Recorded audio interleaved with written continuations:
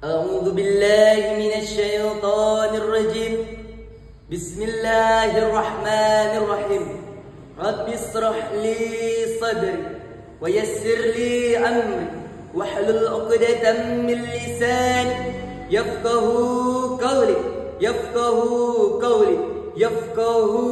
قولي السلام عليكم ورحمة الله وبركاته. Alhamdulillahilladzi ja'alal qalama lil kitaba wal kitaba lil qira'ah wal qira'ah lil ma'rifah wal ma'rifah lil ibadah wal ibadatu lillahi ta'ala. Ashhadu an la ilaha illallah wahdahu la syarika lah wa ashhadu anna Muhammadan abduhu wa rasuluhu. Allahumma salli ala sayyidina Muhammad wa ala alihi sayyidina Muhammad. Amma ba'du.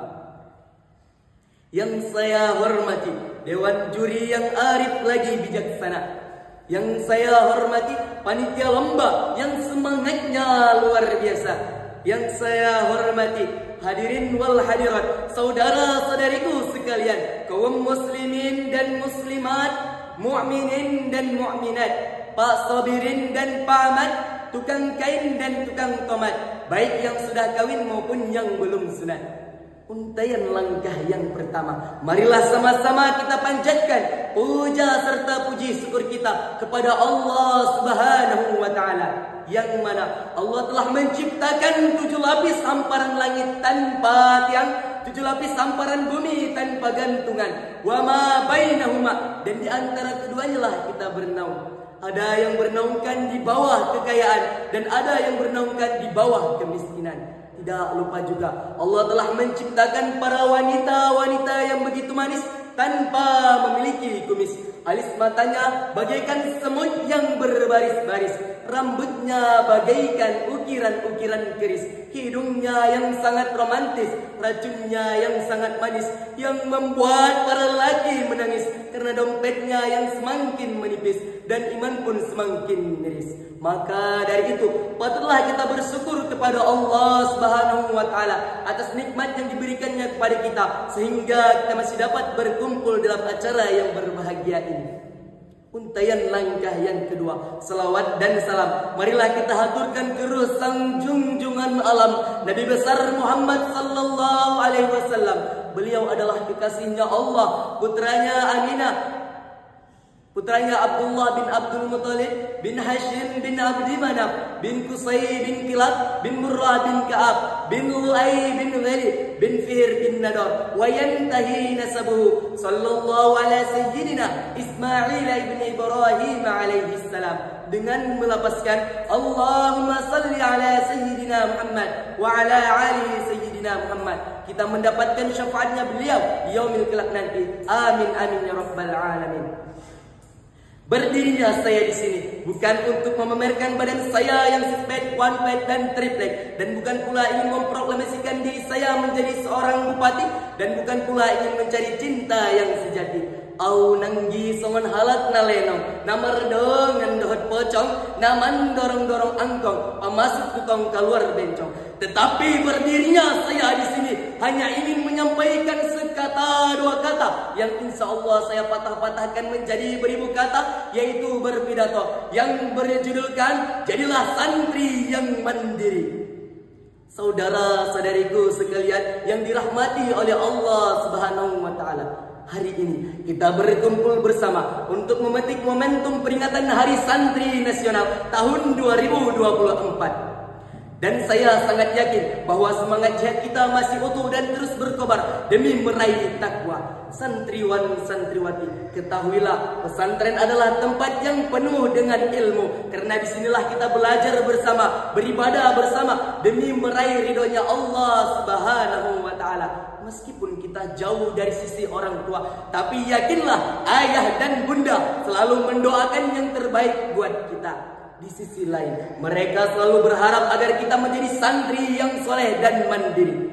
santri yang soleh. Pada dasarnya bukanlah santri yang sekedar beribadah, melainkan santri yang terus-menerus berusaha untuk memperbaiki dirinya, menata hatinya, menata imannya, dan bersungguh-sungguh untuk menggapai takwa. Selain beribadah, akhlak dan kepribadian menjadi hal yang utama. Bahkan Nabi Muhammad SAW diutus oleh Allah Subhanahu wa taala tiada lain hanya ingin menyempurnakan akhlak. Innama buistu liutammima makarimal akhlak, yang artinya sesungguhnya aku diutus oleh Allah hanya ingin menyempurnakan akhlak. Demi menjadi santri yang soleh, kita harus bisa menyeimbangkan ibadah dengan muamalah. Kita harus bisa menyeimbangkan dunia dan akhirat serta kepentingan pribadi, bangsa dan juga negara.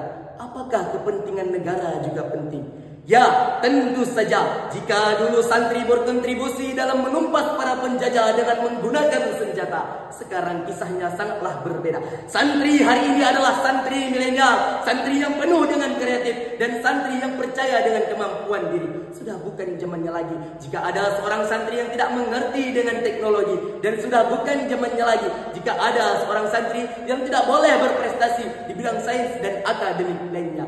Kita sebagai santri Indonesia harus memiliki peran penting untuk menggapai cita-cita bangsa. Saudara-saudariku sekalian yang dirahmati oleh Allah Subhanahu wa taala, selain berusaha untuk menggapai takwa, kita seorang santri dituntut juga untuk mandiri. Dari kata mandiri, terngiang-ngiang di pikiran kita, apa itu mandiri? Ya, mandiri adalah sikap yang tidak bergantung kepada orang lain, yang artinya mengerjakan pekerjaan yang sudah menjadi tanggung jawabnya sendiri tanpa menyusahkan orang lain. Allah Subhanahu wa taala berfirman di dalam Al-Qur'an, A'udzu billahi minasyaitonir rajim. Bismillahirrahmanirrahim. Qul ya qaumi i'malu ala makanatikum inni 'amilun fasawfa ta'lamun. Yang artinya, katakanlah Muhammad, wahai kaumku, berbuatlah sesuai dengan kedudukanmu, maka aku akan berbuat sedemikian, kelak kamu akan mengetahuinya. Quran Surah Az-Zumar ayat 39. Sikap yang menjadi awal dari kemandirian adalah janganlah mengeluh. Jangan kebanyakan mengeluh, karena nantinya waktu yang berlalu hanyalah hal yang sia-sia. Saudara-saudariku sekalian, penting bagi kita seorang santri memiliki sikap pribadi yang mandiri. Karena apabila kita kelak nanti tamat dari pesantren, diharapkan dari kita semua harus melanjutkan misi dakwahnya masing-masing, menggabungkan resolusi jihad serta menyebarkan kebaikan dengan orang-orang di sekitar kita tanpa ada masalah. Harapan tersebut sungguh sangat sulit untuk digapai. Namun kita seorang santri harus bersungguh-sungguh untuk menggapai itu. Marilah kita belajar menuntut ilmu agar apa yang kita cita-citakan, agar apa yang dicita-citakan oleh bangsa bisa tercapai dengan baik.